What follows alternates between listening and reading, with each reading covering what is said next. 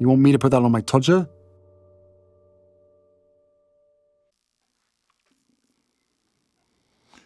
Your children are dead, so I'll talk about mine.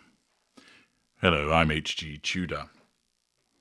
As you know, Harry's wife earlier this week appeared at an Archwell Foundation Parents Summit, Mental Wellness in a Digital Age.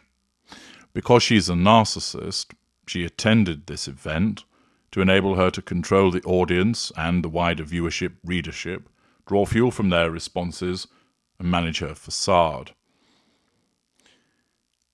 What did Archwell itself have to say about the event? Well, in the news section on their website, it reads as follows. The Archwell Foundation Parents Summit, Mental Wellness in a Digital Age, brought together parents who have experienced tragic loss connected to their child's social media use for a discussion on building community and creating a safer online world for young people.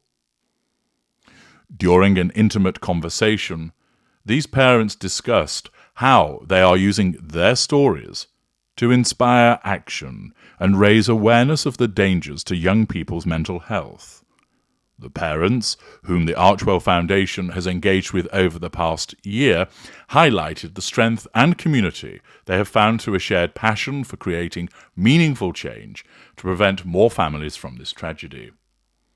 Following the parents' panels, Prince Harry and Harry's wife, the Duke and Duchess of Sussex, spoke alongside US Surgeon General Vivek Murthy about how to address mental wellness in a digital age. In a conversation moderated by Carson Daly, they discussed the pervasive reality of the teen mental health crisis and the steps that can be taken to ensure the safety of children and teens globally. And there's a couple of pictures from the event. Thus, that is how Archwell described it. And, for instance, if you go across the news, AP News states, Prince Harry and Harry's wife say social media is harming kids and teens' mental health. The article talks about them speaking at a panel discussion coordinated by their Archwell Foundation in New York City as part of a second annual Mental Health Awareness Festival hosted by a non-profit called Project Healthy Minds. And if you were to look across the general news headlines, The Independent explains that Harry's wife and Prince Harry hosted a mental health summit. The Daily Mirror, Harry's wife shares fears for Archie and Lilibet. The website, What Harry's Wife Wore, even makes reference to it. Harry and Harry's wife lead empowering discussion on World Mental Health Day. Town and Country magazine, Harry's wife and Prince Harry talk social media.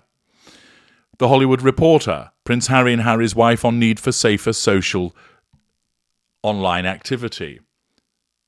Harper's Bazaar, Prince Harry and Duchess Harry's wife mark World Mental Health Day.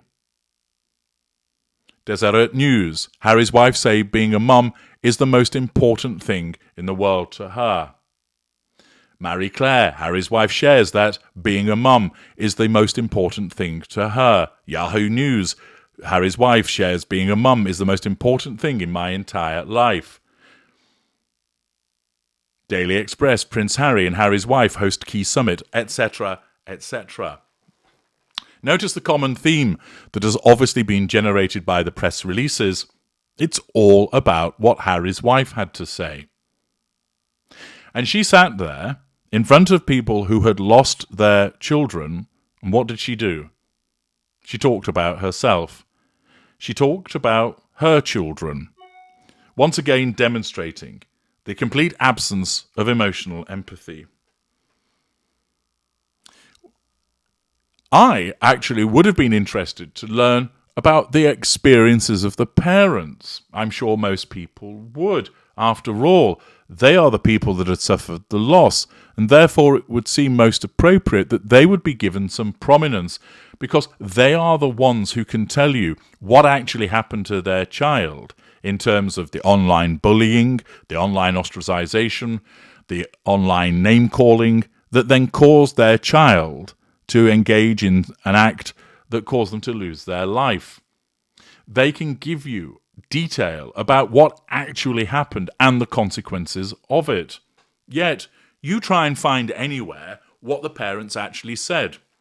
Now, some people's immediate reaction might be, well, perhaps they didn't want it shared. Nonsense. The whole point of this summit was for them to share their experiences so that people learn about them, know about them, and something is done about it. But you go and look at the media and try and find the experiences of Mr. and Mrs. Smith in relation to their son or daughter. You can't find it. You try and find out what those parents actually had to say. There's nothing there. The Archwell site itself, it talks about Harry and Harry's wife and the day itself, but it doesn't give you any information about what the parents had to say, and it would strike me as that would surely be the most singularly important thing to get out there. Their experiences, not the fact that Harry's wife turned up in an expensive straitjacket and looked like she was wearing the chair also, or reporting on her going on about being a mom is the most important thing in my life, saying that in front of people who may no longer be mothers because they've lost their child. Her crassness appears once again, albeit unsurprising, because not only does she have no emotional empathy, but her cognitive empathy falls by the wayside when it's faced by the necessity of putting her first. The narcissism almost juggles the necessity of, she's got to talk about herself, but hang on, what about using some cognitive empathy to fit in with the actual circumstances? Let's not lose sight. And remember, a narcissist is capable of recognizing this as a consequence of cognitive empathy. That a narcissist can recognize it wouldn't really be appropriate to keep banging on about motherhood to somebody who is no longer a mother because they've lost their child. I need to recognize their experiences. I need to talk about their experiences, their bravery, etc., and not talk about me. But of course, with Harry's wife, the way that her narcissism functions, notwithstanding the fact that she's a mid-ranger, is that she's going to basically say, I know your children are dead, but let's talk about me being a mother and how I'm frightened and how I'm concerned, etc. She thinks she's doing them a favour, but she's not. And it's demonstrative once again of the way that her narcissism functions, that she has the audacity to swan in there, sitting centre of the stage, talk about herself, as she always does, and then ensure, as a consequence of the PR activity, that it isn't the mothers and the fathers that are grieving who are actually really spoken about. Yes, they're mentioned in passing, but it's everything that she had to say that then becomes publicised. Hardly a surprise, but once again demonstrates the way that she behaves. I'm H.G. Tudor. Thank you for listening.